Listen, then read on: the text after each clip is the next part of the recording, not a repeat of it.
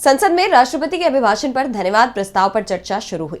लोकसभा में इस पर बोलते हुए विपक्ष के नेता राहुल गांधी ने मोदी सरकार पर तीखे हमले किए। उन्होंने चुनाव आयुक्त की नियुक्ति से लेकर महाराष्ट्र चुनाव में हुई धांधली का भी मुद्दा उठाया, तो भागवत से लेकर नरेंद्र मोदी तक सभी पर तीखे हमले किए।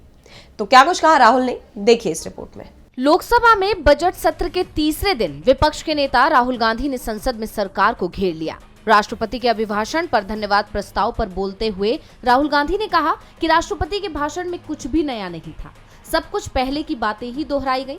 प्रधानमंत्री मोदी के मेक इन इंडिया को राहुल ने अच्छा आइडिया बताया, लेकिन ये भी कह दिया कि वो इसमें फेल हो गए। राहुल ने कहा कि मैन्युफैक्चरिंग सेक्टर की हिस्सेदारी 2014 में 15.3% से घटकर आज 12.6% रह गई है। ये 60 वर्षों में सबसे कम है। उन्होंने चुनाव आयुक्त की नियुक्ति प्रक्रिया पर भी सवाल उठाए। मोदी सरकार से पूछा कि आखिर सीजीआई को चुनाव आयुक्त चुनने वाली कमेटी से क्यों हटाया गया। अब कमेटी में मोदी और शाह हैं। ऐसे में मैं अगर इस बैठक में शामिल होता भी हूं तो क्या करूंगा, सरकार तो सुनेगी नहीं। राहुल ने सीधे सीधे चुनाव आयुक्तों की नियुक्ति पर ही सवाल उठा दिए। इसी के सहारे उन्होंने चुनाव आयोग को भी घेर लिया। राहुल ने कहा कि महाराष्ट्र में हाल ही में हुए विधानसभा चुनाव के नतीजे संदेह में हैं। 5 महीने में ही महाराष्ट्र में इतने नए मतदाता जोड़ दिए गए जो 5 साल में भी नहीं जोड़े गए थे। शिरडी की एक बिल्डिंग में 7,000 नए वोटर ऐड हुए हैं। मैं कोई आरोप नहीं लगा रहा हूँ, सिर्फ ये कह रहा हूँ कि कुछ ना कुछ दिक्कत है।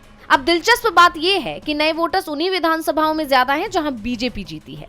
हिमाचल प्रदेश जितने बड़े वोटर्स लोकसभा के बाद जादू से महाराष्ट्र में कैसे गए। इलेक्शन कमीशन से हम कह रहे हैं कि हमें लोकसभा की वोटर लिस्ट इलेक्ट्रॉनिकली दीजिए, लेकिन हमारी सुनवाई नहीं हो रही है। राहुल ने देश की सुरक्षा का मुद्दा भी उठाया, कहा कि आज हमारे सामने चीन है।